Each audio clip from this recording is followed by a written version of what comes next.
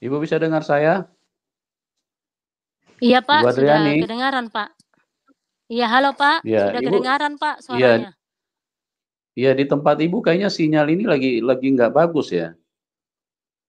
Dari tadi putus-putus terus. Iya, Ibu mungkin bisa pindah posisi iya kali Pak, di supaya sini. suaranya agar ini.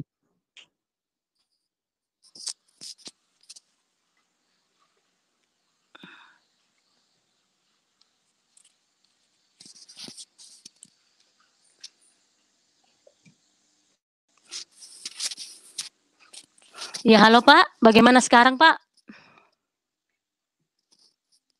Halo? Ya. Iya bagaimana sekarang Pak? Iya, Kedengaran? saya bisa dengar. Ibu bisa dengar saya? Iya Pak, jelas sekali dengar suaranya Bapak. Ya oke, kalau Ibu bisa dengar, Ibu silakan Ibu bersaksi apa yang Ibu alami, Bapak dengar? dimulai dari Iya, latar belakang dulu ya.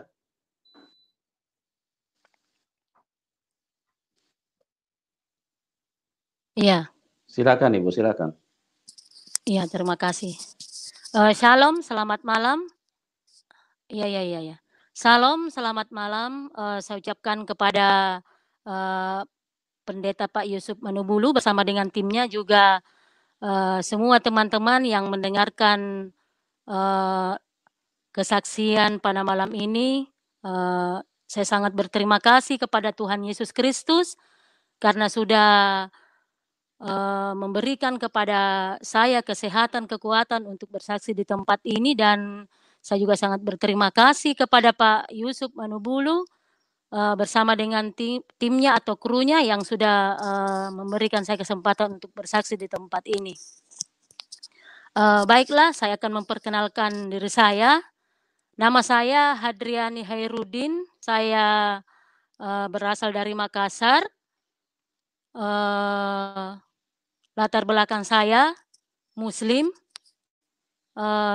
Ibu saya banyak yang keluarga dari ibu saya banyak haji. Terus bapak saya itu seorang guru.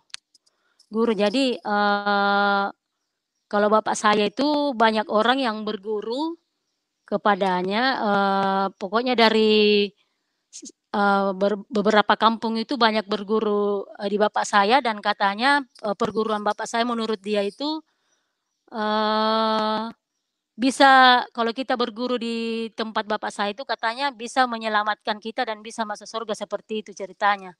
Jadi saya dengan keluarga saya termasuk juga keluarga yang taat beribadah, melakukan segala perintah agama seperti sholat 5 waktu, puasa.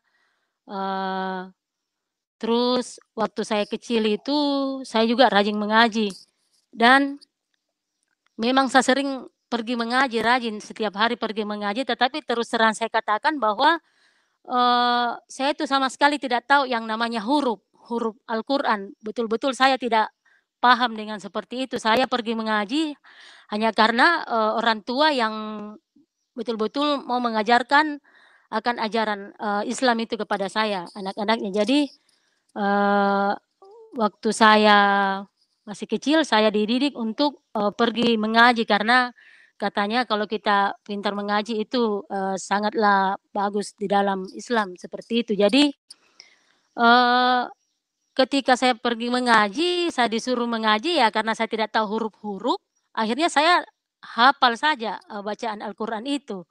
Saya hafal, terus kalau giliran saya disuruh mengaji, saya sudah ketakutan ini karena saya tidak tahu eh, saya tidak tahu huruf, jadi eh, ketakutan itu lebih banyak. Jadi akhirnya ya kadang saya tidak bisa membaca karena saya tidak hafal juga. Jadi ya udah gurunya, kadang guru ngajinya juga marah-marah karena saya tidak tahu membaca seperti itu. Jadi berjalannya waktu terus saya lakukan yang namanya sholat 5 kali sehari. Saya tidak pernah dibilang mau membuang waktu yang namanya sholat. Jadi saya melihat banyak keganjalan yang saya lihat di keluarga saya karena bapak saya itu, perguruannya itu katanya, apa ya, dia bisa menjanjikan untuk kita selamat dan bisa masuk surga dan di situ bapak saya itu sering mengatakan bahwa kalian harus, kalian harus, belajar tentang, kalau kita orang Makassar namanya baca-baca seperti itu atau mantra. Kalian harus tahu yang seperti itu, apa yang saya ajarkan kalian harus tahu anak-anak saya, tetapi, saudara-saudara saya itu yang lain, dia tidak mau, hanya saya yang, berusaha untuk bagaimana saya bisa juga belajar tentang, baca-baca atau, mantra-mantra yang, diajarkan di perguruan bapak saya itu. Jadi, pernah suatu saat saya belajar, tentang baca-baca itu, katanya maksud dari baca-baca itu katanya kalau kita, tahu baca-baca itu ketika ada orang yang mau marah sama kita, terus, kita membaca mantra itu, maka orang yang mau marah sama kita itu tidak jadi marah, katanya seperti itu. Jadi pernah saya lakukan, di tetangga saya itu, mungkin saya tidak tahu karena, saya juga, berprofesi pada waktu itu saya seorang penyanyi penyanyi, biduan lah kalau kita di Makassar. Jadi saya itu menyanyi dari, kampung ke kampung, kota ke kota. Jadi, karena saya setiap malam pergi menyanyi, karena waktu pada, masa saya dulu itu memang orang yang, lagi pesta pernikahan atau lagi sunatan itu banyak yang, menyewa yang namanya orkes atau organ tunggal seperti itu. Jadi, setiap hari saya pergi, jadi mungkin tetangga saya itu ada rasa iri. Jadi kalau dia lewat depan rumah saya itu banyak, dia singgung, dia kata-katai saya, dia menyinggunglah, banyaklah kata-kata dia, ucapkan kepada saya. Jadi pada waktu itu karena saya juga orangnya pemarah, saya juga orangnya keras, tidak mau dikala, tidak kalau ada orang yang mengata-ngatai saya juga, pasti membalasnya seperti itu. Jadi pada waktu itu karena saya mau coba apa yang saya, pelajari di perguruan bapak saya itu akhirnya, orang itu kata-katai saya langsung ini dia, saya langsung pukul dia, saya langsung, tonjok dia, masuk punya kepala. Jadi waktu saya, tonjok saya bilang kepada dia, saya bilang seperti ini, "Kamu tuh jangan macam-macam," seperti itu. Jadi pada waktu itu dia tidak bisa berkata-kata. Ternyata, apa yang saya pelajari itu, baca-baca atau mantra itu, terbukti. Jadi tapi apa ya, terlalu banyak keganjalan yang saya lihat aneh. Terus nenek saya itu juga orang tua saya sering, dia berkunjung ke kuburan. Kalau mau masuk puasa itu, eee, mereka sering, menyuruh kita untuk berziarah ke kuburnya nenek, kakek, katanya, eee, "Ke sanalah ke kuburannya kakek kamu karena, minta di sana, kesehatan supaya kita bisa lalui ibadah puasa ini dengan sehat, kuat." Tapi di situ saya bilang, "Kok," saya bertanya-tanya dalam hati saya bilang, "Kok kita pergi minta kekuatan, di kuburan, itu kan orang itu kan sudah mati, kok bisa seperti itu?" Tapi namanya kita disuruh, namanya kita harus, mendengar ajaran orang tua, ya kita, ke sana aja, ziarah kuburan. Jadi, eee, saya sambung lagi tentang, bapak saya. Jadi bapak saya itu, memang, dia guru yang istilah kata banyak dikenal orang itu katanya kalau kita berguru di situ katanya, banyak yang merasakan kedamaian, hidupnya juga kayak, istilahnya, mulai naik yang dulunya miskin, dengan kita berguru minta baca-baca atau mantra di, bapak saya itu katanya, kehidupannya bisa berubah seperti itu dan bapak saya itu juga, sering dipanggil kalau, ada orang mati, terus, mau diambil malam ketujuhnya seperti itu kalau kita orang Makassar. Jadi dia dipanggil untuk, baca-baca kayak pisang, ada lauknya apa seperti itu. Jadi, eee orang mengenal bapak saya itu bahwa, bapak saya itu pintar lah, istilahnya, perguruannya itu sangat hebat seperti itu. Jadi, selain itu juga bapak saya itu sering dipanggil kalau ada orang yang mau bangun rumah baru di situ dia dipanggil katanya, "Bapak bisa melihat, bahwa apakah tempat yang akan ditempati bangun rumah ini, bagus tempatnya atau tidak," seperti itu. Jadi bapak saya itu memang, banyak kelebihannya menurut ajaran dia, menurut, perguruan dia yang dia dapatkan. Jadi, eee, orang tua saya juga itu, apa ya, dia tuh sering mengatakan bahwa, "Jangan ini, jangan kenal dengan orang Kristen karena orang Kristen itu kafir." Ya, apalagi saya teringat sekali dengan mama saya itu dia, pernah bilang sama saya, "Orang Kristen itu kafir, dia tidak punya agama." Terus di situ juga saya pernah mengatakan bahwa, "Ih, saya jijik dengan orang Kristen." Karena orang Kristen itu makan, ya maaf kata, daging babi seperti itulah. Jadi, eee, berjalannya waktu, saya naik di SMP, masuk ke SMA, saya masih tetap, tekun di dalam, eee, beribadah, sholat 5 kali sehari. Kadang kalau, saya pergi menyanyi atau saya manggung, saya tidak pernah meninggalkan yang namanya membawa, kalau di Makassar itu namanya talkum, eee, kalau bahasa Indonesianya itu ya mukena kalau tidak salah ya. Jadi, saya bawa talkum, bawa sarung, bawa sejadah. Jadi, eee, saya usahakan ketika, saya sudah selesai menyanyi, giliran saya usahakan untuk pamit ke bos saya, "Pak, saya mau sholat dulu." Jadi seperti itu. Jadi, eee anggaplah kalau saya itu adalah di antara 5 bersaudara itu, salah yang paling taat di dalam beribadah, menjalankan ibadah puasa, sholat 5 kali sehari, saya juga, sering, kalau ada perlombaan MTQ ya, sering kan di situ ada, ditampilkan kasidah-kasidah seperti itu. Jadi, sayalah yang menyanyi di, grup kasidah itu. Jadi, setiap ada, perlombaan kasidah-kasidah saya yang menyanyi, seperti itu. Terus apa ya, yang saya juga itu herannya tentang, nama saya kan, sebenarnya Hendriani, kalau keluarga saya panggil itu Indra ya, tapi saya tidak tahu juga entah kenapa orang panggil saya Pindra, karena di Makassar itu kalau Pindra itu berubah, pindah seperti itu, pindah. Dan, saya yakin bahwa nama saya itu bukan secara kebetulan, tetapi mungkin Tuhan sudah nubuatkan itu nama saya kok bisa menjadi Pindra. Malah kalau orang memanggil saya Pindra, saya sering marah-marah. "Jangan panggil saya Pindra, itu bukan nama saya ini tidak berubah." Jadi kalau ada yang panggil saya itu, "Eh, berubah," saya biasa langsung marah, "Jangan panggil saya berubah, nama saya, eee, Hendriani Hairudin," seperti itu. Jadi,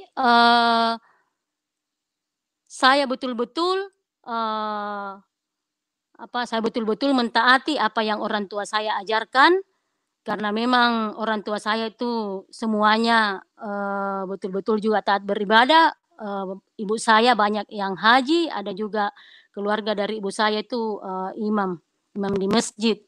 Jadi, karena saking yakinnya juga saya bahwa apa yang diajarkan oleh orang tua yang termasuk baca-baca itu, saya juga yakin bahwa itu juga yang bisa menyelamatkan saya masuk surga. Akhirnya saya juga belajar belajar, yang saya tadi bilang itu bahwa ada mantra untuk ini, bagaimana orang tidak bisa marah sama kita. Jadi, itulah, latar belakang saya, eee, bagaimana saya bisa mengenal Tuhan Yesus, saya kan ceritanya bertunangan dengan, orang Bugis, dia tinggal di Pakato, dan pada suatu saat, saya pergi manggung di dekat rumah suami saya, di situ saya, berkenalan. Beberapa bulan kemudian saya pacaran dengan dia, mungkin 3 bulan saya pacaran, saya tidak pernah lagi berpikir tentang, tentang, tunangan saya itu karena, saya tidak tahu entah bagaimana kenapa saya tidak tidak ada lagi hati dengan tunangan saya itu, padahal kan saya sudah diikat, sudah diikat cincin. Entah kenapa saya bisa suka dengan, suami saya itu. Terus pernah suatu saat suami saya bertamu, ke rumah saya, eee, ketika suami saya itu pulang, mama dengan bapak bertanya, "Itu siapa?" Saya bilang, "Itu namanya Nobel, dia orang Kristen." Mereka langsung bilang, "Ah, kamu jangan, berhubungan dengan orang itu kan orang Kristen, orang kafir, orang tidak punya agama." Dia bilang seperti tapi saya hanya diam, seperti saya diam. Jadi karena, saya tahu bahwa, suami saya ini pasti tidak direstui dengan hubungan kami, akhirnya, kami mengambil keputusan, suami saya mengambil keputusan untuk membawa saya pergi, istilahnya kawin lari lah, seperti itu. Jadi saya tidak berpikir lah, saya tidak pernah memikirkan bahwa, saya akan pergi, saya beda agama, saya hanya, ketika dia mengajak saya pergi saja begitu. Tidak pernah dibilang, saya mau berpikir yang lain lah, saya tidak pernah berpikir seperti itu. Jadi, dibawalah saya ke Toraja, dan ketika, orang tua saya tahu kalau saya pergi di Toraja, dibawa ke sana, orang tua saya tahu kalau saya mengingat, tapi mereka tidak tahu kalau suami saya bawa ke Toraja. Dia hanya tahu bahwa saya pergi dengan, suami saya, namanya Nobel. Dia tahu, katanya dia pergi, pokoknya tiap hari katanya orang-orang disuruh cari saya, tapi mereka tidak temukan saya. Terus kalau di Makassar itu, eee, kalau namanya kawin lari itu adalah, mereka tuh sangat malu apabila ada anaknya dibawa pergi sama, seorang laki-laki karena di sana itu dikatakan, eee, apa, anyala anyala kalau bahasa Makassarnya anyala, kawin lari. Jadi, mereka itu sangat malu apabila ada anaknya yang minggat seperti itu. Jadi, kami pergilah ke Toraja, beberapa bulan kami di sana, entah bagaimana dan bagaimana saya tidak tahu, selama saya di Toraja, setiap minggunya itu saya bersemangat untuk ke gereja. Gereja itu dekat dari, rumah yang saya tempati, itu rumahnya, rumahnya tante suami saya. Jadi kalau kita ke gereja itu kita cuman berjalan kaki sekitar, 5 meter kita sudah sampai. Jadi pada waktu itu saya tidak tahu entah bagaimana kok saya bisa, bersemangat untuk pergi, ke gereja tiap minggunya. Kadang, saya panggil suami saya, "Ayo kita ke gereja," tapi kan pada waktu itu memang suami saya itu memang orangnya, suka main judi. Dia, tiap hari Minggu tuh, pergi masabung ayam atau kalau di Toraja namanya masaung. Jadi ketika saya karena kalau pergi masaung ayam itu, tiap minggu. Jadi kalau tiap minggu tuh saya rajin ke gereja, pokoknya tiap minggu saya semangat untuk gereja, pagi-pagi sudah mandi untuk berangkat ke gereja dan ketika saya memanggil suami saya, "Ayo ke gereja," katanya, "Sudah kamu saja yang ke gereja," seperti itu. Jadi di situ juga kadang saya, kok dalam hati saya itu, "Kok dia seperti itu? Dia kan orang Kristen, kok dia malas ke gereja?" Seperti itu dalam hati saya. Jadi, berjalannya waktu, beberapa bulan itu saya, hamil hamil dengan anak pertama, eee, di situ kami jalani ada beberapa bulan hamil, di situ saya pulang ke Makassar karena, ipar saya datang ke Toraja, katanya dia datang ke Toraja disuruh sama ibu mertua, karena memang orang Makassar ini kalau kawin lari, terus, dia belum pulang, kalau kita orang Makassar baji, berdamai dengan orang tua, harus pulang dulu berdamai dengan orang tua, baji, baru kita bisa bebas untuk, pergi-pergi, seperti itu. Jadi, ibu mertua saya menyuruh, adik ipar saya untuk ke Toraja, memanggil saya, katanya, "Saya ke sini, untuk, memanggil kalian pulang karena, mama di sana menangis terus, dia pikir katanya kalau orang Makassar itu keras, nanti katanya kamu dibunuh, kalau kamu tidak pulang ini, kalau kamu tidak pulang baji, harus pulang dulu berdamai dengan orang tua supaya mama itu lega di sana." Jadi, eee, besoknya kakak ipar saya itu, adik ipar saya itu pulang. Kakak ipar pulang dari Toraja, akhirnya beberapa minggu saya pulang juga. Kami sudah mengambil keputusan dengan suami saya bahwa kita harus pulang. Sampailah kami di Makassar, kami datang di rumahnya, suami saya, ibu mertua saya tinggal di situ beberapa hari, kemudian, mama bicara katanya ya, "Bagaimana caranya, apa syaratnya kalau, orang kami lari terus mau dikasih pulang baji, berdamai dengan orang tua?" Saya bilang, "Ya, kita suruh saja Pak Imam untuk, mengutus beberapa orang untuk berbicara ke keluarga saya, bahwa,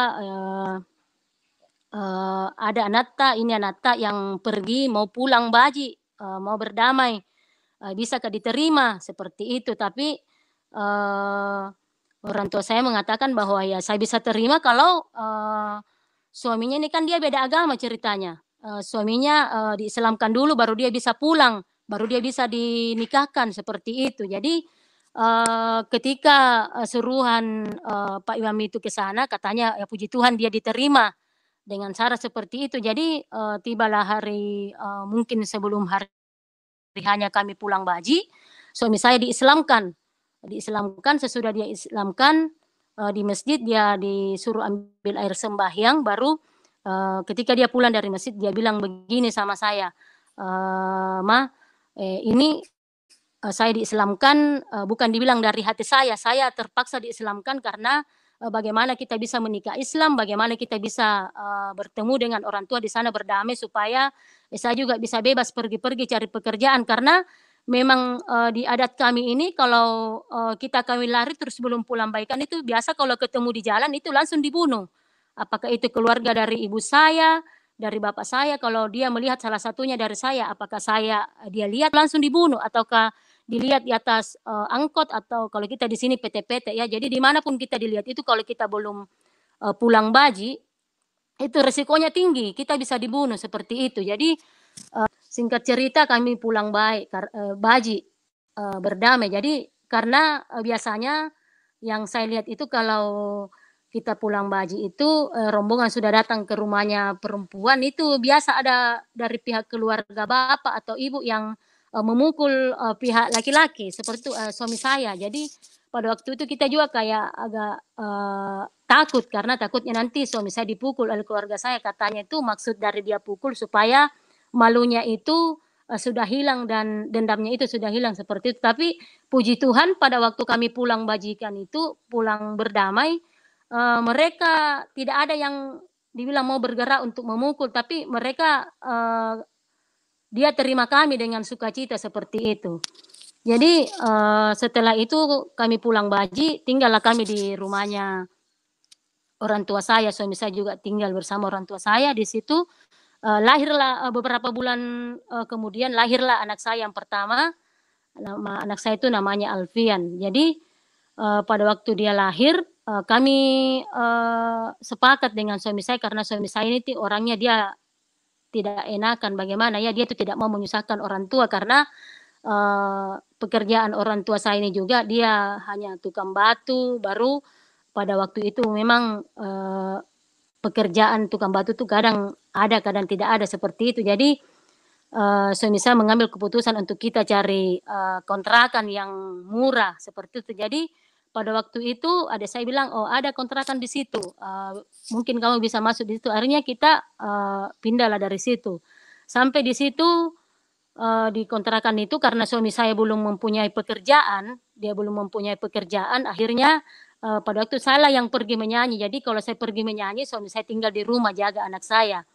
Eee, jadi, kalau hari Minggu itu suami saya, bawa anak saya ke gereja, dia masuk ke rumahnya karena, jarak jarak yang kontrakan yang saya tempati itu dengan rumah suami saya di gereja, rumah suami saya itu dekat juga dengan gereja, terus jaraknya itu tidak begitu jauh, kalau mungkin kita naik ojek cuman bayar 5.000. Jadi, setiap minggu tuh saya betul-betul bersemangat untuk pakaikan baju anak saya itu untuk pergi bergereja, malah saya yang sering, bilang sama suami saya, "Suruh tuh, Alvin pergi gereja, nanti saya kasih mandi," seperti itu. Jadi, berjalannya waktu karena suami saya juga pusing tinggal di rumah, tidak ada pekerjaan, akhirnya, beberapa bulan kemudian dia, ambil keputusan untuk mau pergi, ke Palopo. Di Palopo itu, ada omnya yang mempunyai kebun coklat, di situ dia, bekerja dan ketika dia mau berangkat, beberapa minggu sebelum dia berangkat, dia bilang sama saya, "Sudah kamu tinggal lagi sama mama di sana, karena kampung saya itu namanya Limbung. Kamu tinggal dengan mama di Limbung karena tidak mungkin saya mau suruh kamu tinggal dengan Alpin 2 orang di kontrakan ini." Jadi saya bilang, "Ya, ya sudahlah kalau memang seperti itu." Jadi singkat cerita pergilah dia di Palopo, tiap bulannya dia kirim uang. Berjalannya waktu, dia pulang, setelah dia pulang dia juga berusaha untuk pergi ojek, pada waktu itu kami beli becak dan dia juga sempat membawa becak, dia juga pokoknya suami saya itu juga orangnya karena dia tidak mau berpangku tangan, dia mau karena dia tahu bahwa ada keluarga saya yang saya mau hidupi, akhirnya dia serabutan dia kerja, dia sudah juga jual kacamata, bawa becak, ojek juga, tetapi tetap juga suami saya itu karena dia kan pemain judi, jadi tetap dia masih melakukan yang namanya judi seperti itu. Jadi sesudah itu saya hamil anak yang kedua. Anak yang kedua hamil, sesudah itu kami jalani terus, akhirnya suami saya terus juga masih terus main judi. Ketika itu suami saya dia bilang lagi seperti ini, "Lebih bagus kita kalau ini kita jual-jualan di rumahnya mama," seperti itu. Jadi kami jual-jualan, ya jual-jualan kecil lah, seperti kita jual sabun, gula. Jadi kita jualan di situ dan beberapa bulan kami jualan di situ, akhirnya lahirlah anak saya yang kedua, namanya Agustin Paimbonan. Di situ suami saya lagi bilang seperti ini, "Lebih bagus kita cari kontrakan lagi karena kita sudah punya anak 2, tidak enak kita kalau mau membebani orang tua sedangkan orang tua juga kerjanya tidak menentu." Dia bilang seperti itu, ya sudah kita cari lagi kontrakan.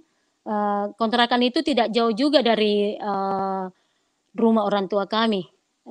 Kalau kita jalan kaki ke sana itu sebentar baru kita sampai di kontrakan itu. Jadi berjalannya waktu kami tinggal di sana sambil juga masih tetap menyanyi karena suami saya juga belum ada pekerjaan tetap. Akhirnya pada beberapa lama kami tinggal di sana, ada temannya yang tawari bisnis. Bisnis itu namanya UPO. Katanya bisnis itu kalau kita cari orang, semakin banyak kita dapat orang, bonus kita akan bertambah seperti itu. Jadi tiap pagi itu dia pergi, karena pada waktu itu kami juga saudaranya dia punya motor kan, jadi dipinjamnya lah itu untuk pergi cari orang. Jadi tiap pagi dia pergi, pulang itu subuh dia pulang jam 4, jam 3, setiap hari dia seperti itu. Akhirnya pernah suatu saat saya bilang, "Bapak dari mana?" Dia bilang, "Ya cari orang toh." Saya bilang, "Kok cari orang sampai jam 4 subuh, jam 3 subuh?" Di situ setiap hari karena dia pulang jam 4, jam 3 setiap hari. Akhirnya saya marah di situ juga, saya sudah tidak tahan. Pokoknya di situ setiap hari saya bertengkar, tidak ada hari tanpa bertengkar. Jadi singkat cerita, pada waktu itu saya tinggal di sana, saya hamil anak yang ketiga. Iya, jadi pernah suatu saat saya bertengkar hebat dengan dia, karena dia juga orangnya keras, saya juga keras. Tidak mungkin mau baku dapat. Jadi pada waktu itu, waktu kami bertengkar hebat itu, saya sementara hamil, mungkin dia sudah tidak tahan lagi, dia bilang seperti ini, "Sudah, kalau memang seperti itu maumu, biar kita pisah saja. Besok pagi saya bawa kamu ke rumahnya orang tua kamu. Eee, saya akan ngomong sama orang tua kamu bahwa saya sudah tidak tahan lagi dengan anaknya Bapak." Jadi paginya itu dia panggil saya, "Ayo kita ke rumahnya orang tuamu, saya akan bawa kamu ke sana." Pada waktu itu saya terus menangis dan menangis karena mungkin dari semalam saya bertengkar, mata saya jadi bengkak. Jadi pagi itu saya dibawa ke sana, anak saya ikut, yang pertama dengan anak yang kedua sambil saya sementara hamil. Jadi sampai di sana, di rumah orang tua saya karena dekat dari kontrakan saya dengan rumah orang tua saya, sampai di sana dia panggil ibu dan bapak, "Pak, Ibu sini duduk." Di situ bapak sama ibu duduk di kursi, katanya seperti ini, "Bu, sekarang saya ngomong sama ibu bapak, ini anaknya bapak saya kasih kembali karena saya sudah tidak tahan lagi dengan anaknya bapak." biarlah kami pisah, kami tidak cocok lagi. Terus kata saya masih ingat hari itu bapak saya bilang, kenapa kamu seperti itu? Jangan kau pisah dengan anak saya, dia kan lagi hamil. Suami saya bilang seperti ini, saya tidak peduli anaknya bapak hamil atau tidak, pokoknya sekarang saya sudah tidak tahan lagi. Di situ saya hanya bisa menangis dan menangis. Hati saya sedih, saya bilang, Tuhan, saya sayang sama suami saya, kok bisa ada seperti ini? Ya Allah, ya pada waktu itu saya masih berdoa Islam ya, karena saya belum ini. Jadi di situ juga setiap saya sholat selama kami pisah, mungkin sekitar 3 bulan saya pisah, di situ terus saya berdoa sama Tuhan. Tuhan, Tuhan, tolong ubahkan suamiku, ya Allah, karena saya tidak tahan kalau dia seperti itu, saya bilang seperti itu. Jadi kadang juga saya itu, karena saya rajin sholat, saya juga rajin berdoa, kadang sering saya berdoa itu, doa saya tidak dijawab-jawab, malah juga kalau saya berdoa, saya tidak pernah, kadang saya biasa paksa menangis, itu saya tidak bisa menangis, saya tidak tahu bagaimana, dan sering saya bertanya-tanya dalam hati saya, itu Tuhan wujudnya seperti apa sih? Apakah itu Tuhan besar tinggi atau Tuhan bagaimana lah, pokoknya saya sering bertanya-tanya seperti itu, karena karena saya rajin berdoa, doakan suami, tapi kok tidak terjawab juga, malah tambah menjadi-jadi seperti itu. Jadi selama hampir 4 bulan saya tidak sama, suatu hari anak saya sakit yang kedua. Anak saya yang 3 belum lahir. Jadi anak saya yang kedua sakit, pada waktu itu ibu saya dan bapak saya tanya adik saya, kamu ke rumahnya sekarang, bapaknya Aping, kan dia dipanggil bapaknya Aping, tanya kalau anaknya lagi sakit. Tapi pada waktu dia ditanya, dia masih dia takut datang karena orang Makassar memang seperti itu, dia keras. Dia tidak mau datang karena orang Makassar kalau anaknya disakiti kadang dia dendam, kadang dia mau memukul orang, istilahnya suami saya kalau dia datang. Tapi 2 hari adik saya ke sana lagi katanya, saya tidak mau ke sana, nanti saya dipukul, kata suami saya, seperti itu. Terus adik saya bilang, tidak dipukul, bapak, kakak tidak dipukul gitu, seperti itu kan.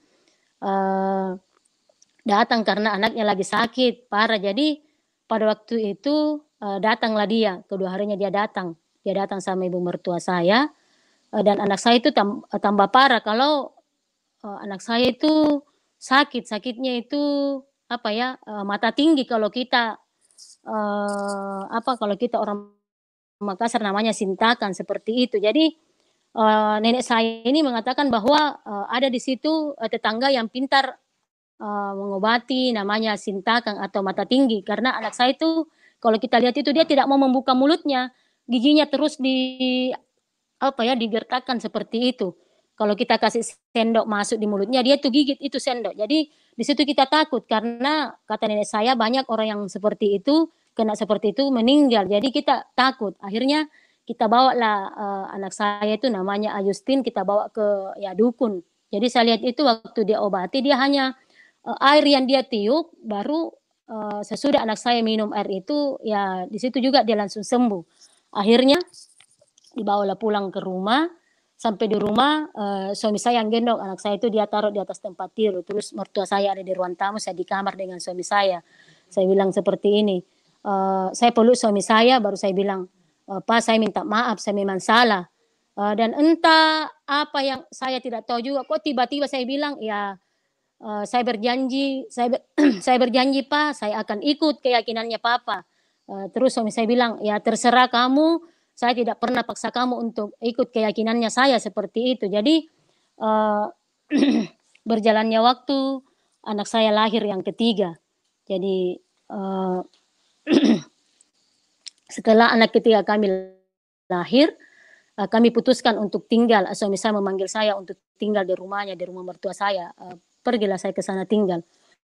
Beberapa bulan kami tinggal di sana. Anak saya juga sudah bertambah umurnya, berapa bulan dia ya, mungkin 3 bulan. Kami tinggal di rumahnya ibu mertua. Di situ pernah suatu saat saya mimpi. Mimpi saya itu katanya ada orang yang mau membunuh saya, dia pakai parang panjang dia mau bunuh saya. Jadi saya katanya lari, tiba-tiba saya dapat jalan raya, di jalan raya itu ada mobil lewat, eee, mobil truk lewat, terus, katanya mobil itu berhenti, saya naik. Tiba-tiba waktu mobil itu berhenti karena orang ini sudah mau tangkap saya untuk saya dibunuh, akhirnya datanglah dari atas, saya melihat dari langit Tuhan Yesus turun ke bawah untuk, menghampiri saya, dan ketika dia datang menghampiri saya kaget, "Kok, siapa ini kok, pakaiannya berkilau-kilau, putih, rambutnya panjang, orangnya juga putih." Terus dia bawa saya naik, terbang ke atas langit seperti itu jadi saya terbanglah dengan Tuhan Yesus.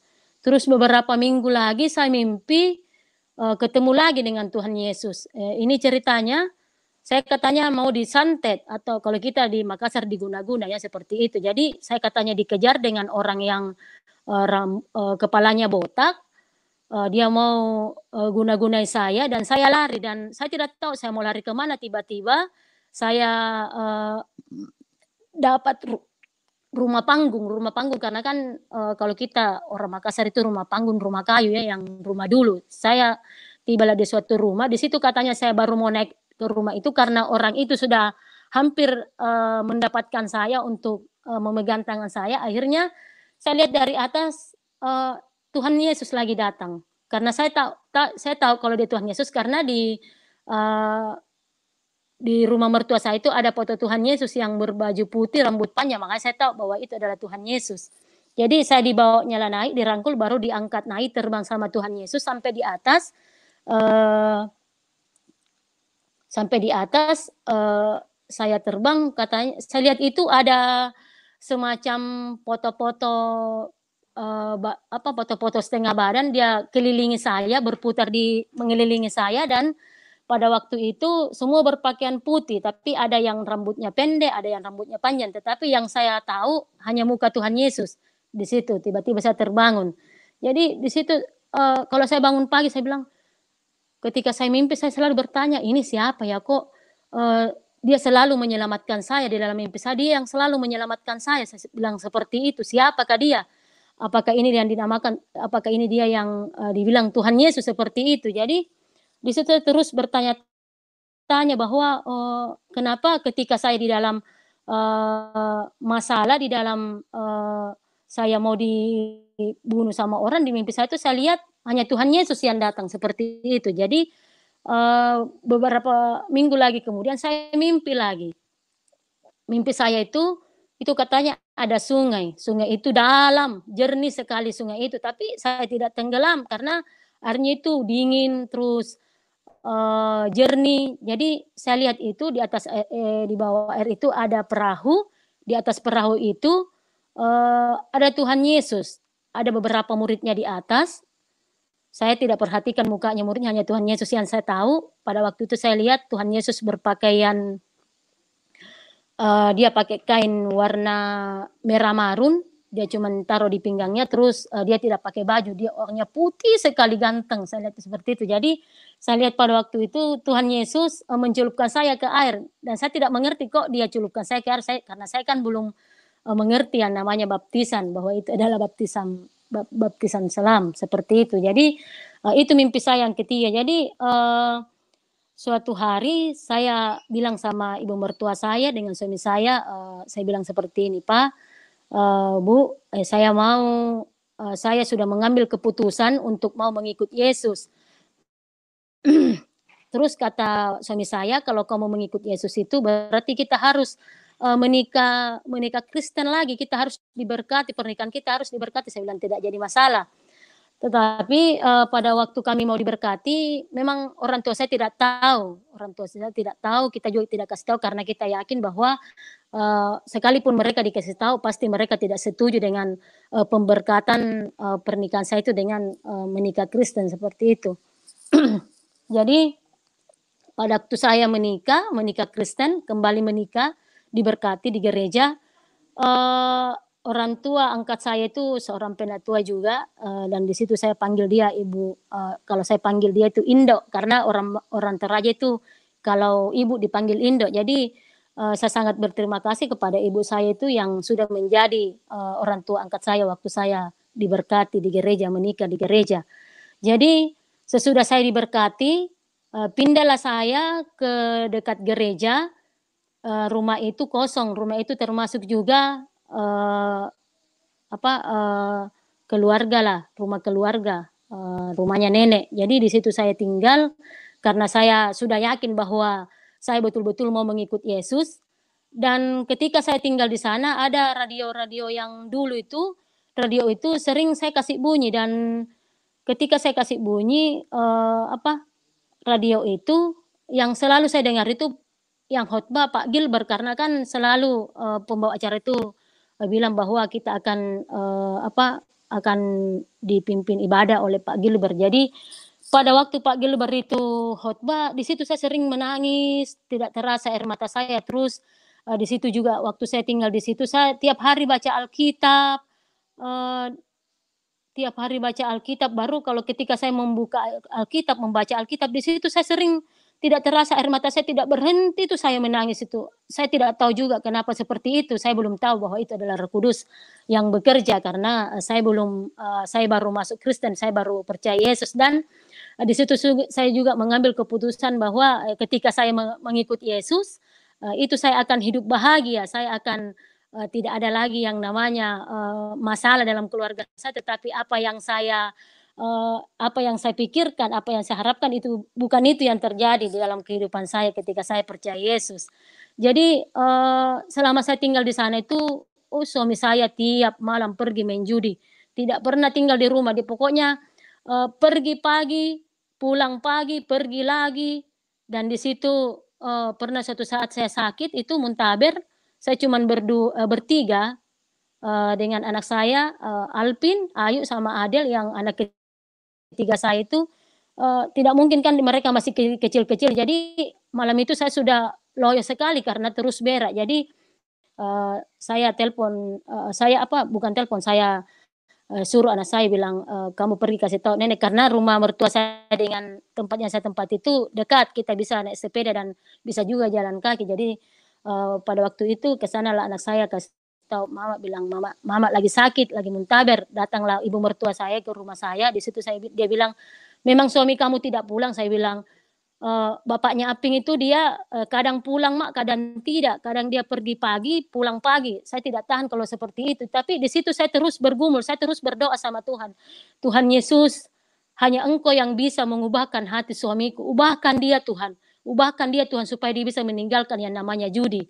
Berjalannya waktu, suatu hari dia pulang pagi. Di situ dia tersungkur di hadapan saya. Dia bilang, terus waktu dia tersungkur, saya kasih duduk dia di kursi. Waktu itu di dapur, dia bilang seperti ini, mulai hari ini saya putuskan untuk tidak main judi lagi. Karena pada waktu itu juga dia dikasih penyakit oleh Tuhan. Saya yakin bahwa Tuhan yang memberi dia penyakit karena dia mau diubahkan. Saya yakin bahwa Tuhan yang menegur dia. Jadi pada waktu itu dia mempunyai penyakit, karena orang yang namanya berjudi kan dia duduk terus, jarang dia berdiri. Jadi mungkin itulah yang penyakit yang Tuhan kasih dengan jalan seperti itu. Jadi pulang ke rumah dia bilang, ma, mungkin inilah penyakit saya yang akan membuat saya meninggal. Terus saya bilang seperti ini, Papa jangan ngomong seperti itu, saya yakin bahwa Papa pasti akan sembuh. Jadi dia bilang, ya mudah-mudahan, dia bilang seperti itu. Jadi berjalannya waktu, dia sudah ambil keputusan untuk mau bertobat, sudah tidak merokok lagi, karena dia memang orangnya kuat sekali merokok. Bisa dikata itu dia satu hari itu dia bisa kasih habis itu berapa bungkus. Jadi pada waktu itu dia sudah mengambil keputusan untuk berhenti merokok, untuk tidak main judi lagi, karena katanya tidak mungkin main judi ini saya mau turunkan kepada anak saya bahwa kamu harus menjadi pemain judi seperti Bapak, tidak mungkin. Jadi di situ ketika dia sudah menyadari kesalahannya, dia sudah mau bertobat, di situ saya langsung masuk ke kamar berdoa, terima kasih banyak Tuhan, Engkau sudah menjawab doaku. Tuhan itu memang betul-betul Engkau Yesus yang bisa memulihkan hati seseorang, saya bilang seperti itu. Jadi berjalannya waktu, ada panggilan dari Jakarta, karena omnya ada di Jakarta, dia tinggal di Antasari, di sana dia ada usaha bingkai, jadi dipanggilnya suamiku ke sana. Dipanggil suamiku ke sana, dia ke sana, saya dengan anak saya masih tinggal di sini. Karena kata suami saya, biarlah saya dulu yang ke sana, baru kalian menyusul. Jadi beberapa bulan kemudian, karena suami saya juga dia tidak mau pisah dengan anak-anaknya, dengan istrinya, akhirnya dia datanglah menjemput saya. Akhirnya kami ke sana, dibawa sama suami saya sampai di sana di Jakarta. Saya tinggal dengan om saya. Di situ beberapa bulan kami tinggal. Kami juga bilang sama om, kami juga mau usaha sendiri, usaha bingkai kecil-kecilan biar kecil. Tapi kan kalau di Jakarta itu kan biaya kontrakan itu kan mahal. Kadang 10 juta, bisa juga lebih 10 juta kan. Jadi pada waktu itu karena om bilang ya nanti kita carikan kontrakan untuk kalian bisa usaha sendiri. Jadi ketika kami mau buka usaha, karena om sudah mendapat tempat kontrakan di rumahnya pada waktu itu, yang punya rumah itu kontrakan namanya Babe. Jadi kami tinggal di Kemang. Beberapa bulan kami tinggal di rumahnya om, kami akhirnya usaha sendiri dan memang ada motor yang kami tinggalkan di sini di rumah. Itulah yang kami telepon ibu saya, Bu, tolong motor itu dijual baru kirim ke sini uangnya karena kami mau mengontrak di sini, kami mau usaha sendiri. Jadi seperti itu. Berjalannya waktu kami jalani usaha itu, dan usaha itu kami beri nama Makassar Prem. Karena kami dari Makassar, jadi usaha bingkai itu kami kasih nama Makassar Prem. Berjalannya waktu, di situ lagi proses Tuhan luar biasa yang kami hadapi di situ. Karena kami di situ sudah mendapatkan gereja karismatik MDC, di situ yang dinaungi oleh Pak Tony siapa itu hari ya, pokoknya Pak Tony lah namanya. Di situ kami bergereja, tiap minggunya kami bergereja dengan om saya, karena kan Antasari dengan Kemang itu ya termasuk jauh juga sih, tapi kalau kita naik bajai kita tidak sampai 1 jam baru tiba di situ. Jadi tiap minggu kami diajak sama om untuk bergereja di gereja itu. Akhirnya kami pergi sampai di gereja, kami lama bergereja di situ. Akhirnya suami saya terpilih menjadi aser, dan saya juga ditunjuk menjadi guru sekolah minggu. Tetapi itu semakin kami mau tahu apa sih rencana Tuhan dalam hidup kami semakin diperhadapkan dengan masalah seperti itu. Jadi waktu kami tinggal di sana, karena kami dapatkan bahwa di gereja itu bahwa ada saat teduh itu pagi ya, kalau kita katanya saat teduh harus pagi-pagi jam 4 subuh atau jam 5. Jadi pada waktu kami tahu bahwa kita harus butuh saat teduh pagi karena kita harus mencari sinyalnya Tuhan pada pagi hari baru kita bekerja, saya lakukanlah seperti itu. Jadi waktu saya pertama lakukan saat teduh itu, saya hanya kasih bangun anak-anak berdoa, ayo bangun. Dan ketika suami saya kasih bangun, dia tidak mau. Saya bilang seperti ini, kok tidak mau? Dia bilang, udah saat teduh aja lah sendiri. Saya bilang seperti itu. Di situ saya bergumul lagi, Tuhan jamah hati suamiku untuk mau bersama dengan kami saat teduh, untuk kami bisa berdoa bersama-sama dengan dia untuk datang kepadamu Tuhan. Puji Tuhan, tidak berapa bulan, mungkin ada 1 bulan, suami saya akhirnya ketika pada suatu hari saya bangunkan saat teduh, akhirnya dia mau. Di situ saya berterima kasih Tuhan Engkau menjamah suami saya. Terus kami terus diproses. Pada suatu hari itu anak saya sakit. Dua-duanya ini karena anak pertama saya tidak bawa ke Jakarta. Cuman anak perempuan saya ini, anak kedua dengan anak ketiga saya bawa ke Jakarta. Akhirnya suatu hari itu dia pernah muntah-muntah. Terus waktu muntah-muntah itu kami tidak tahu apa yang menyebabkan dia muntah-muntah, sedangkan pada hari itu makanan yang kami makan itu sama.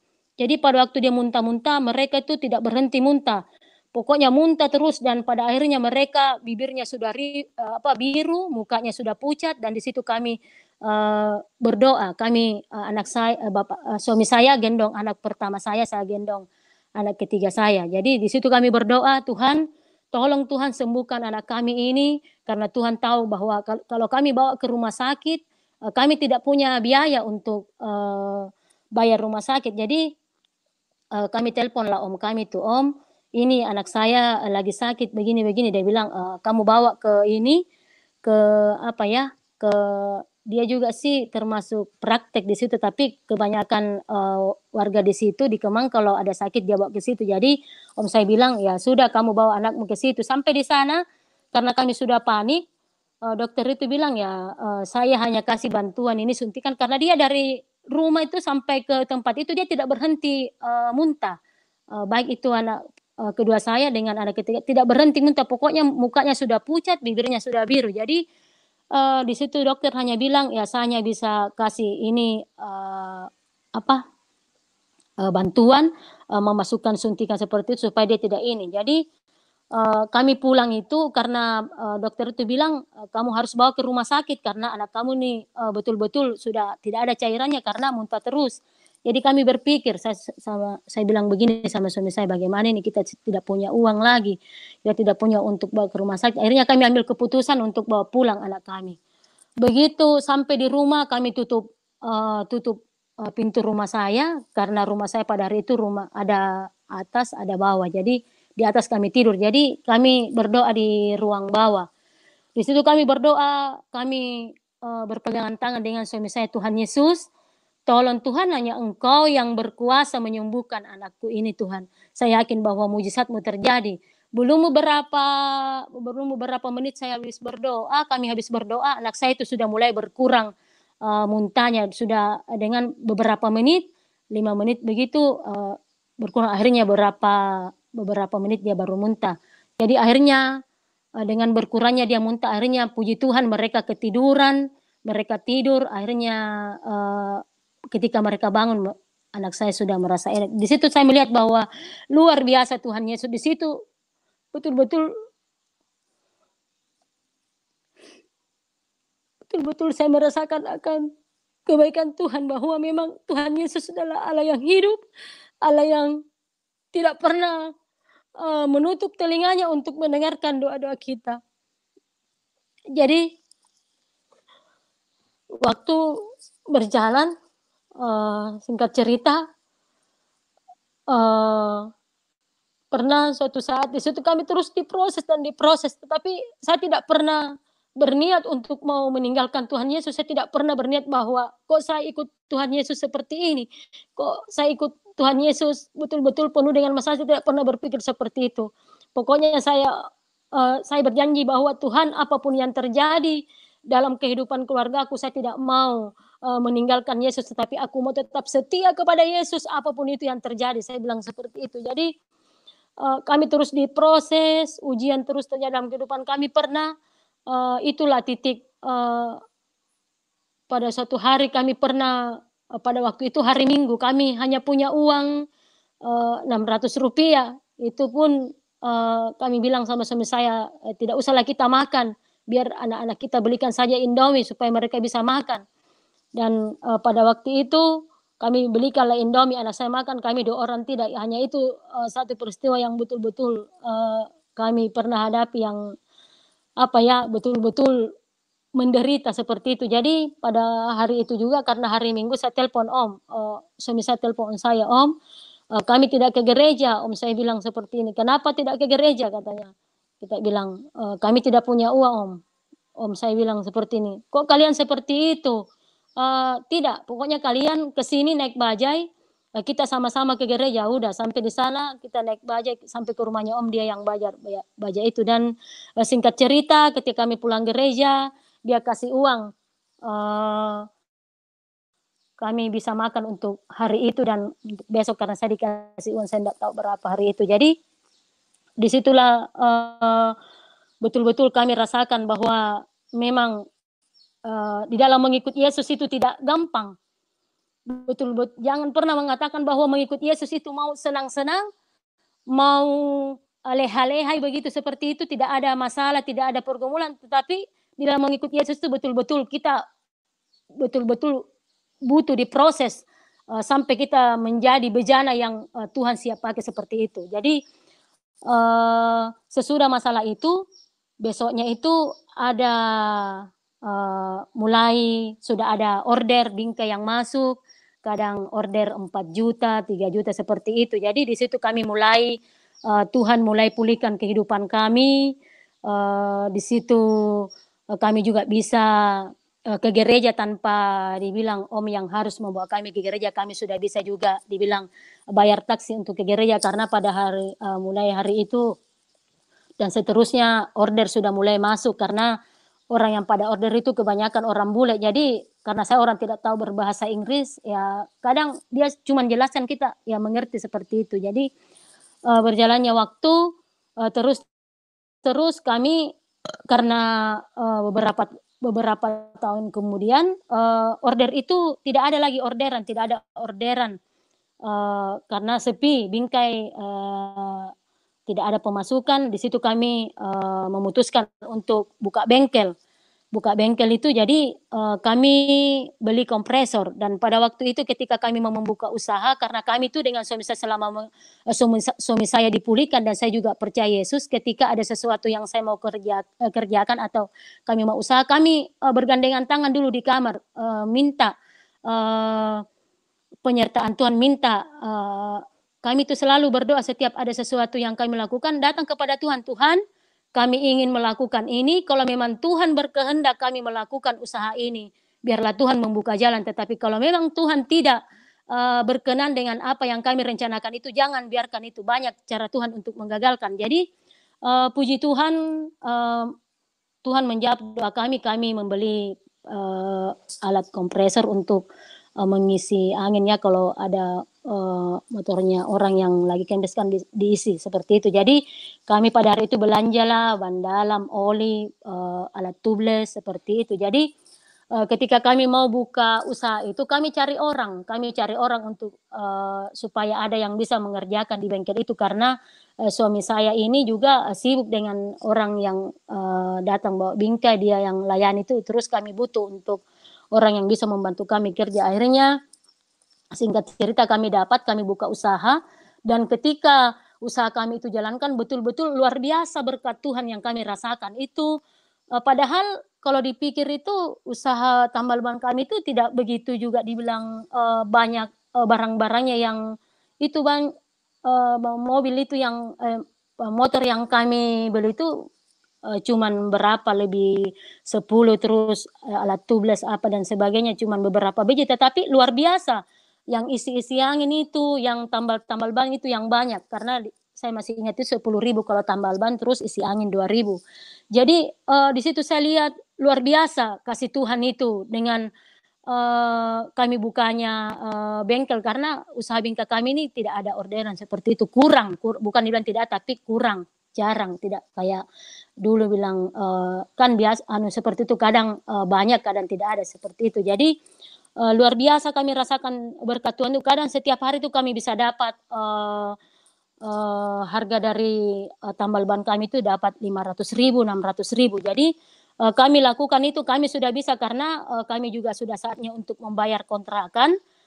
Akhirnya kami bisa berhitung-hitung bahwa kalau kita mau lanjut di tempat ini kita harus, karena itu juga Babe setiap tahunnya dia kasih naik kontrakannya dan pada waktu itu saya pertama mengontrak dia kontrakan 12 juta dan pada hari itu juga karena sudah mau naik kontrakan dia kami dengar dia mau naikkan 13 juta. Jadi di situ kami bisa hitung-hitung dengan penghasilan kami setiap hari itu 500 setiap hari kami dapat itu kotor, tapi kami bisa dapat bersih itu 200.000 seperti itu. Jadi berjalannya waktu terus kami rasakan itu penyertaan Tuhan, berkat Tuhan itu luar biasa dalam kehidupan kami. Akhirnya suatu saat karena pada suatu hari suami saya dipanggil sama bos kelapa sawit. Jadi di tempat kami gereja itu ada bos yang butuh orang untuk menjaga kebunnya di Palembang, kebun kelapa sawit. Akhirnya suami saya dipanggil ke sana. Akhirnya yang mengurus usaha itu, baik itu prem juga tambal ban, di situ saya yang menjaga. Jadi saya tinggal dengan anak-anak saya itu, terus orang yang kerja juga. Jadi suami saya duluan ke Palembang, katanya nanti baru dia jemput saya. Seperti itu karena kata bos saya itu yang pendeta muda juga di gereja, katanya nantilah kamu bawa istrimu karena tidak baik orang itu kalau berpisah dengan istri. Jadi saya usaha di tempat itu saya yang ladeni di situ.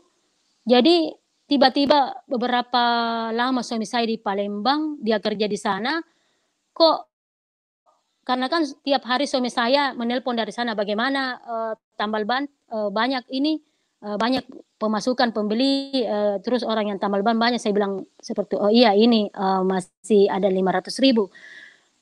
Tiap hari, pemasukan kami itu yang dulunya 500.000 itu sudah berkurang 400.000 tiap hari, perharinya, kadang turun lagi menjadi 300.000, 200.000 seperti itu. Jadi, saya bilang sama suami saya, "Pak, kok ini, tambal ban ini kok semakin, kita dapat, eee hasil dari itu kok tambah berkurang." Terus kata suami saya, "Coba kamu perhatikan, kamu, perhatikan orang itu yang kerja, kenapa bisa semakin hari semakin berkurang kita, pemasukannya dari hasil tambal ban itu." Jadi, itulah luar biasanya Tuhan karena, kami juga sudah rencana karena kami lihat ini pemasukan tambal ban ini, bagus jadi kita bilang, "Ya sudahlah kalau memang ini, kalau kita lebih bagus kita, ke Palembang saja nanti, biar bapak ini dengan istrinya yang, kita percayakan untuk, mengelola kita punya tambal ban, nanti kita yang kontrakan dia punya tempat ini." Tapi,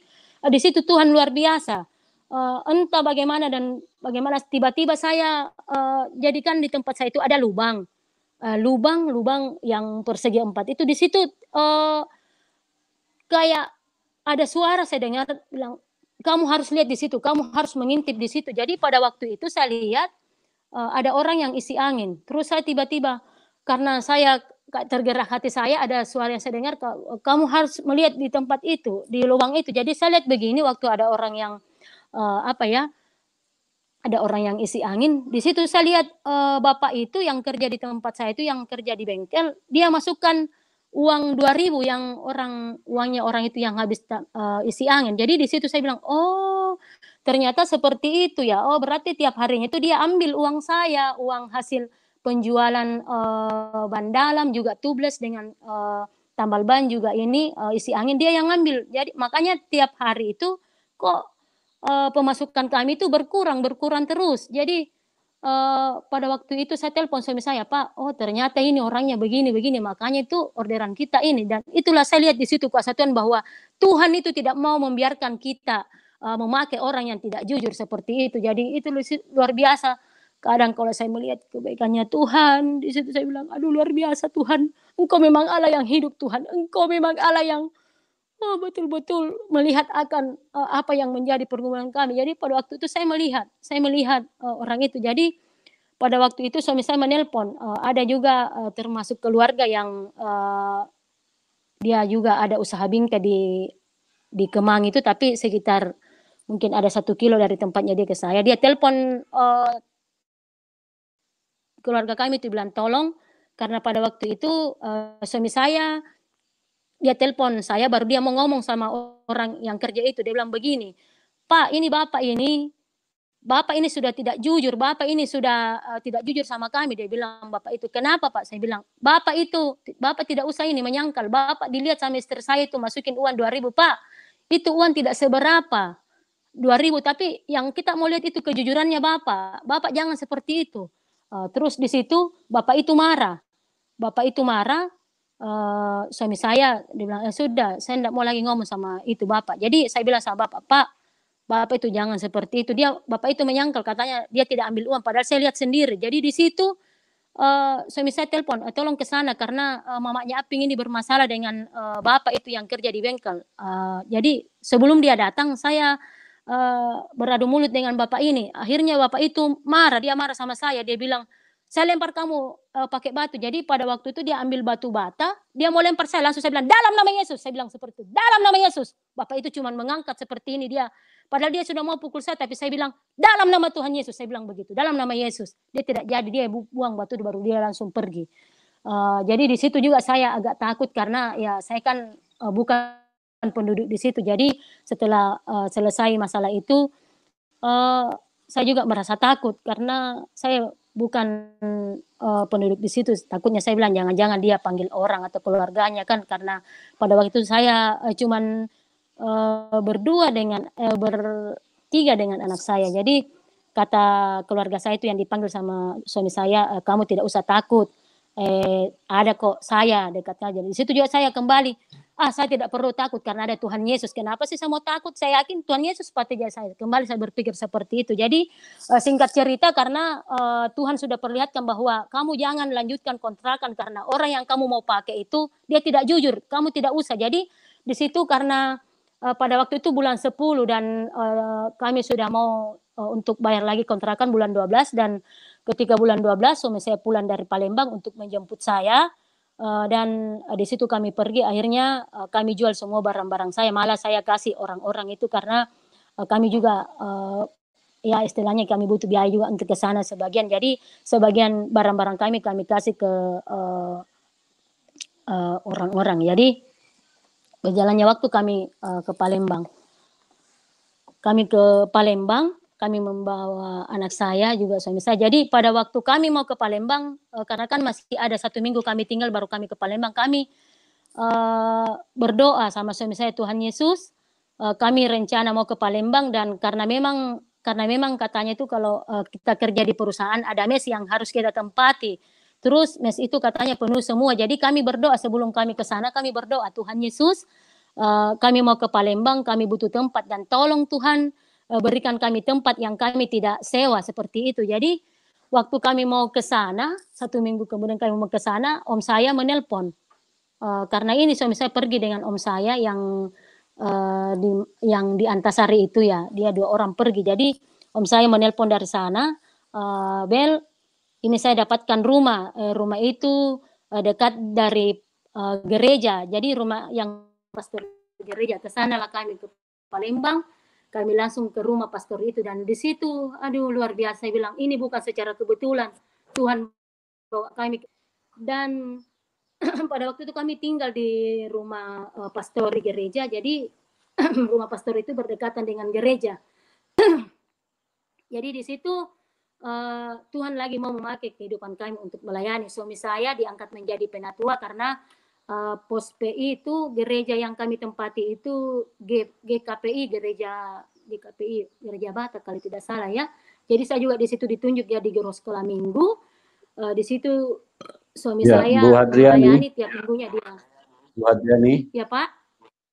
Ya, Bu, mic-nya Ya. mungkin bisa dekatin ke mulut soalnya suaranya agak kecil, Bu. Mic-nya. Ya. Oh iya, halo Pak. Halo Pak. Iya, bagaimana Pak? Iya, suaranya kecil ya. Suaranya kok kecil, Iya. jadi kecil ya. Apa volumenya atau gimana ya? Iya, tunggu Pak. Dicabut Iya, dulu halo, baru Pak. dicolok lagi, Bu. Halo? Dicabut dulu baru dicolok lagi, Bu. Dicabut dulu baru dicolok lagi. Iya, iya, iya.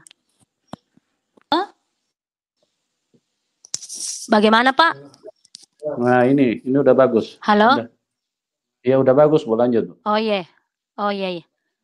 Oh iya, iya. Jadi, kami tinggal di pastor gereja itu baru, jemaat yang kami layani itu di sana, cuman berapa kakak ya, cuman 5 kakak. Jadi, tiap minggunya itu kadang kami cuman melayani 3 orang, kadang 2 orang, tetapi kami tetap setia melayani Pak di situ. Jadi saya yang menjadi guru sekolah minggu, suami saya yang melayani para jemaat. Jadi di situ betul-betul kami melayani Tuhan itu kami tidak pernah Pak berharap bilang kami mau dapat imbalan dengan melayani, kami betul-betul melayani bahwa Tuhan itu memilih kami untuk menjadi, pelayan Tuhan.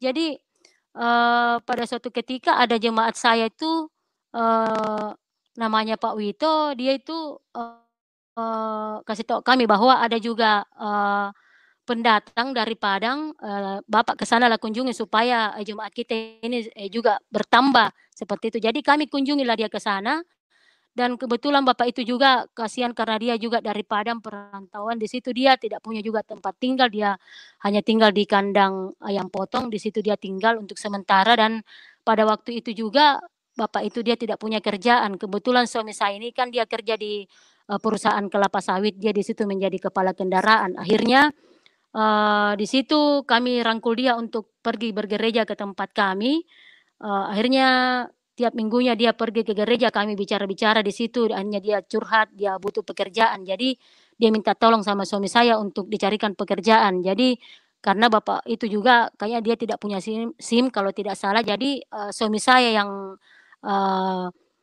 yang masukin ini dia untuk kerja. Jadi, berjalannya waktu, bapak itu rajin datang ke gereja, dia juga membawa, anak-anaknya, istrinya untuk datang bergereja. Jadi tiap minggunya itu mereka dijemput. Dia dijemput itu, bapak itu dijemput dengan, suaminya dengan istrinya, terus anak-anaknya juga dijemput sama, bapak, kadang dibonceng pakai motor, jadi mereka tiap minggunya datang. Jadi, berjalannya waktu dia sudah masuk kerja di perusahaan, pada waktu pernah suatu hari, kami beli beras sekitar 20 kilo kami beli beras, entah entah apa sehingga kami sepakat dengan suami langsung saya bilang seperti ini dengan suami saya, "Kita harus kasih orang ini, beras," mungkin kami kasih tuh hari berapa 10 kilo saya kasih, pada waktu kami bawakan, malamnya itu kami bawakan, terus waktu kami ke sana dia sangat berterima kasih dan peristiwa itu nanti dia bilang waktu kami ada beberapa bulan baru dia, karena kami juga di Palembang itu sering, melakukan, komsel ya, komsel. Jadi kami panggil ibu-ibu, tetangga-tetangga itu jemaat untuk datang komsel sharing. Jadi, nanti beberapa bulan baru dia, curhat di situ, dia sharing bahwa, "Pernah Pak Nobel, bawakan kami beras Pak, betul-betul hari itu beras kami tidak ada, biar satu biji kami tidak punya." Di situlah saya bilang seperti ini, "Pak, itu, bukan karena kebaikan saya, tetapi Tuhan memakai hidup saya untuk memberkati Bapak." Dan di situ kami baru tahu bahwa, oh begitu ya.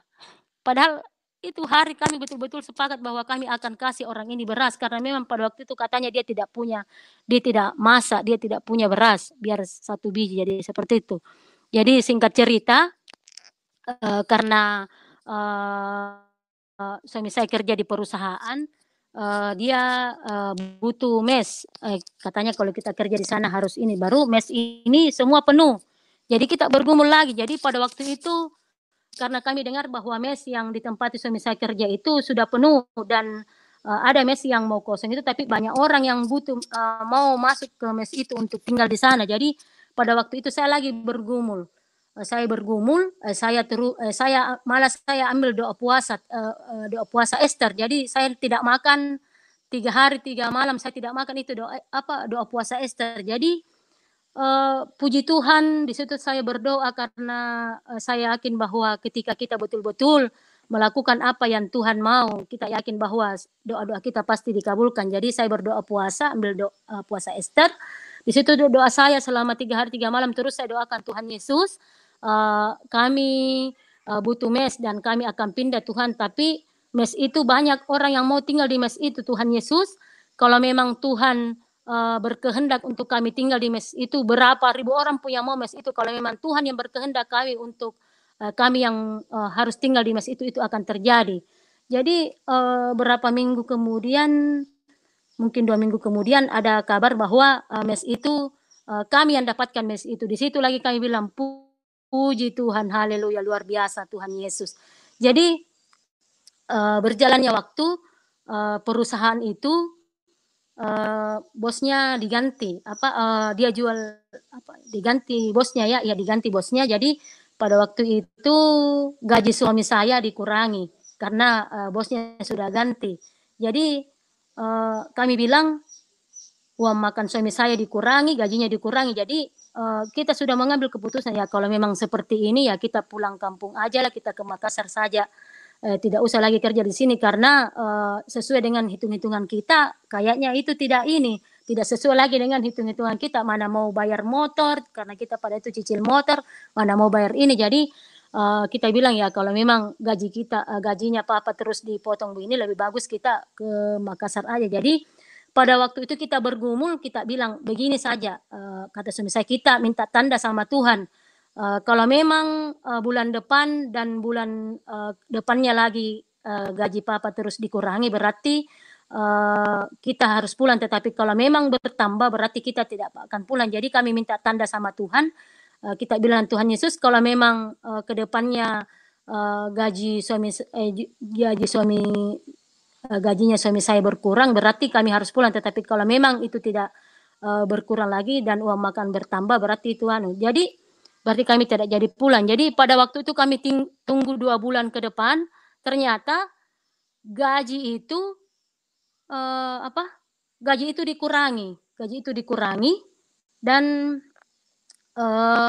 di situ kami ambil keputusan untuk pulang ke Makassar. Tapi sebelum kami pulang ke Makassar, kami dapat lagi ujian. Ujiannya itu anak saya digigit anjing. Aduh, saya bilang aduh. Tapi di situ kami tidak pernah berputus asa. Anak saya digigit anjing.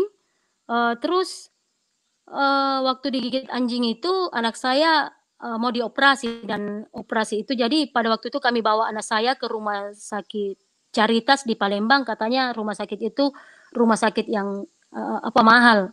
Kalau kami orang ini tidak bisa menjangkau akan biaya itu kan. Jadi anak saya digigit anjing. Pada waktu itu kami bingung. Waktu dokter bilang ya kamu harus bayar seperti ini operasi. Kalau tidak salah pada waktu itu operasi yang harus dibayar itu biaya operasi sekitar 8 juta. Jadi di situ kami kami bergandengan tangan dengan suami saya. Kami bersepakat untuk menelpon bos yang punya kelapa sawit yang dulu. Kita karena kan biasanya itu bos itu kalau ditelepon terus nomor tidak dikenal, dia tidak mau diangkat. Jadi padahal kan waktu itu nomor suami saya tidak ada di bos itu. Jadi kita telepon, saya bergandengan tangan berdoa, Tuhan, kami mau menelpon ibu ini, biarlah Tuhan jamah hatinya supaya ibu ini tergerak hatinya untuk mau membantu kami. Jadi pada waktu kami telepon, begitu berdering titit, dia angkat. Jadi waktu dia angkat dia bilang, bapak suami saya, halo, bilang iya bu, ini halo saya Nobel. Iya kenapa Bel? Ini bu saya ada ini sedikit. Kenapa Bel? Ngomong saja, dia bilang gitu lang. Ini bu anak saya lagi digigit anjing, saya ada di rumah sakit ini. Terus ini bu saya butuh ini biaya, dia bilang. Ibu Nani bilang langsung seperti ini. Kamu kirim nomor rekeningmu baru saya transfer kan kamu uang seperti itu. Jadi di situ langsung kami bilang, aduh puji Tuhan, terima kasih Tuhan. Jadi bos ini juga memberitahu termasuk kepercayaannya juga di itu namanya Pak Beni. Pak Beni itu ditelepon sama Bu Nani untuk membesuk kami, anak saya di rumah sakit itu. Jadi ketika Pak Beni ini sampai di rumah sakit, dia juga memberi kami. Jadi pada waktu itu yang dikirim Ibu Nani itu uang sekitar berapa juta ya? 4 juta kalau tidak salah. Jadi pada waktu Pak Beni juga itu datang ke rumah sakit suruhannya Ibu Nani itu, ketika dia mau pulang dia kasih kami uang 2 juta kalau tidak salah. Jadi di situ karena biaya operasi itu hampir 8 juta, di situ uang kami cukup. Terus dari gereja yang kami tempati juga berjemaat, di situ juga ada bantuan dari gereja. Jadi di situ saya betul-betul merasakan akan bahwa Tuhan Yesus itu luar biasa. Dia tidak pernah meninggalkan kita. Dia selalu hadir, selalu ada dalam kehidupan kita. Karena saya terus merasakan apapun yang saya alami, masalah yang saya hadapi, Tuhan Yesus itu selalu mendengarkan akan doa-doaku. Jadi di situ saya betul-betul melihat bahwa memang Yesus ini adalah Tuhan dan Juru Selamat satu-satunya, karena dia tidak pernah ketika saya di dalam masalah, dia selalu memberikan jalan keluar, dia selalu memberikan apa yang saya butuhkan seperti itu. Jadi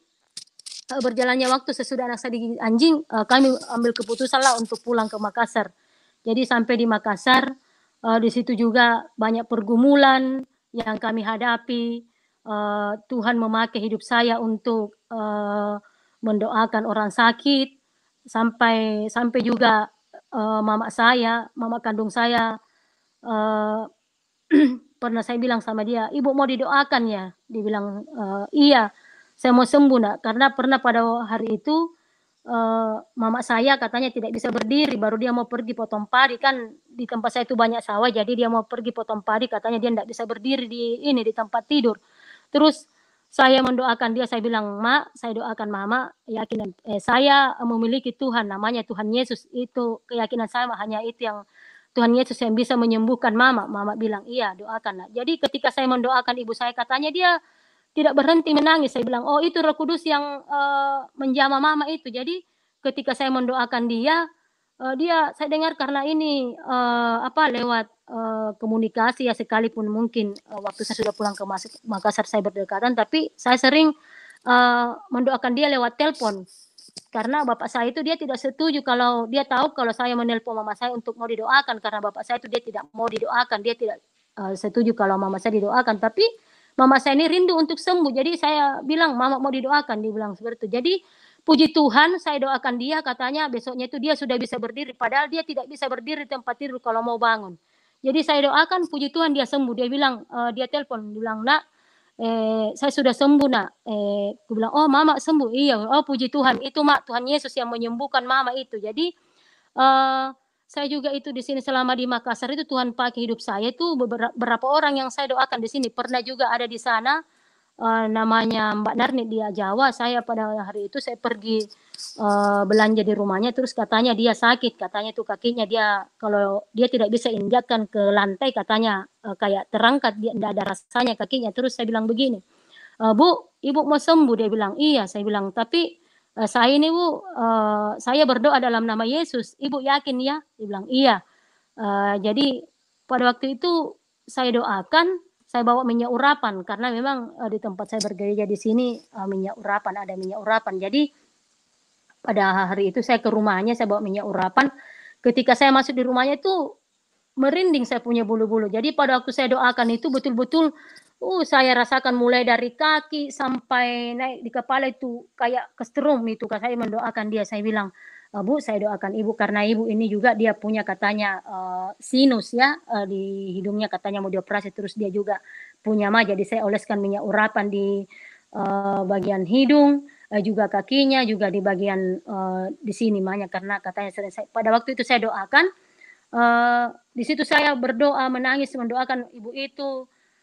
Terus besoknya itu saya bertanya sama dia, bagaimana Bu, ibu ini, bagaimana saya sudah doakan ibu? Dia bilang, mamanya Ping, terima kasih saya sudah sembuh, kaki saya sudah bisa nyeka. Saya bilang, Bu, itu semua karena Tuhan Yesus yang bekerja, Tuhan Yesus yang menyembuhkan ibu, bukan saya Bu. Saya dipakai hanya sebagai alat untuk menyembuhkan ibu. Jadi selama saya juga di sini, saya tuh sering bermimpi juga menyembuhkan orang yang kerasukan, bermimpi menyembuhkan orang-orang yang sakit. Jadi saya yakin bahwa Tuhan Yesus dia bukan dibilang saya yang memilih Tuhan Yesus, dia memilih saya, dan saya yakin dan percaya bahwa Tuhan akan memakai hidup saya untuk menjadi seorang penginjil dengan mendoakan orang sakit itu sembuh. Dan saya yakin dan percaya bahwa kuasa Tuhan, penyertaan Tuhan terus hadir dalam kehidupan keluarga saya. Dan saya pada saat ini saya mau bilang kepada orang-orang yang belum percaya Yesus,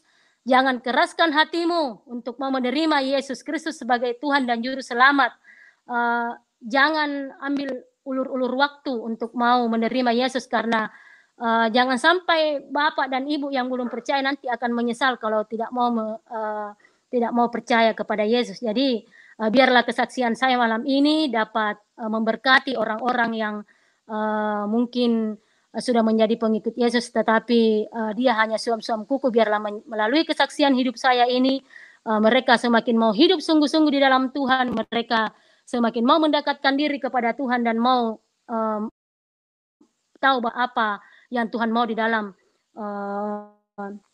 kehidupan Anda dalam mengikut Yesus. Dan kerinduan saya Pak, kerinduan saya itu saya terus berdoa bahwa Tuhan, saya rindu Tuhan, keluarga saya yang ada di Limbung, bapak, ibu, saudara-saudara, tante, om, nenek, semuanya bisa Tuhan selamatkan. Dan doa saya yakin dan percaya bahwa di mana firman Tuhan mengatakan bahwa di mana satu orang bertobat, seisi rumah akan diselamatkan. Itu yang menjadi kekuatan saya, bahwa saya yakin dan percaya bahwa keluarga saya yang ada di Limbung, bapak, mama akan diselamatkan, dan Tuhan akan menyatakan kuasanya di sana. Dan saya sudah melakukan apa yang menjadi bagian saya, selebihnya Tuhan yang bekerja. Dan saya yakin dan percaya bahwa saat ini adalah masa penuaian, akan banyak jiwa-jiwa yang bertobat dan mengaku bahwa Yesus Kristus adalah Tuhan dan Juru Selamat dunia.